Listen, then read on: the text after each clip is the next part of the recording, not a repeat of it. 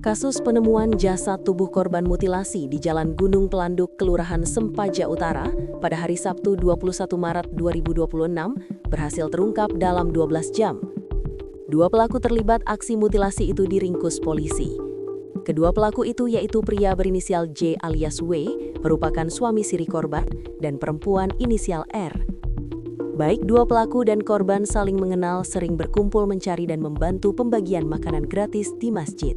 Kedua pelaku ditangkap pada hari Minggu 22/3/2026 dini hari sekitar pukul 01.40 WITA.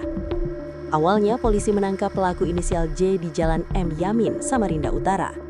Kemudian, dari keterangan pelaku J, polisi berhasil meringkus pelaku inisial R.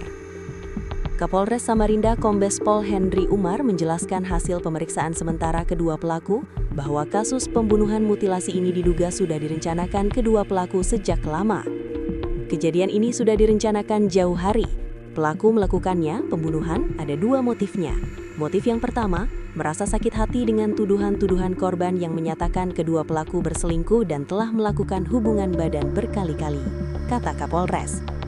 Motif yang kedua, untuk menguasai barang-barang korban baik itu kendaraan motor dan alat komunikasi handphone, tambah Kapolres.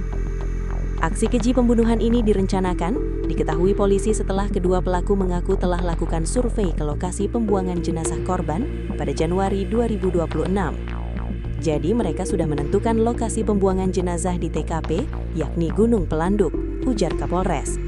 Perencanaan pembunuhan semakin menguat setelah polisi juga mendapatkan keterangan pelaku perempuan inisial R bahwa korban menyampaikan ke dirinya hendak pulang ke Jawa tanggal 18 Maret 2026.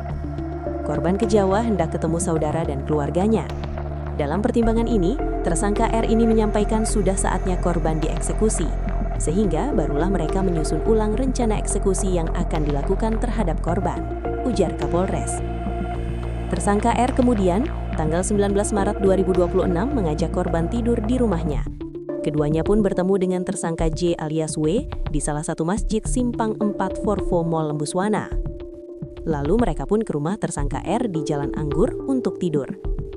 Kemudian, pukul 2.30 WIB tanggal 20 Maret, tersangka J alias W memukul dada korban yang tertidur dengan balok.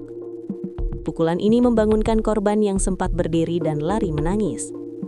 Korban sempat meminta perlindungan ke tersangka R namun didorong kembali oleh tersangka R sehingga korban dianiaya terus-menerus oleh tersangka J alias W hingga pukul 06 WITA.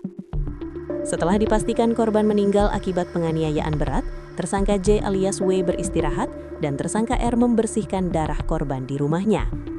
Kemudian, pada pukul 16 WITA, tersangka J alias W melakukan pemotongan tubuh jasad korban.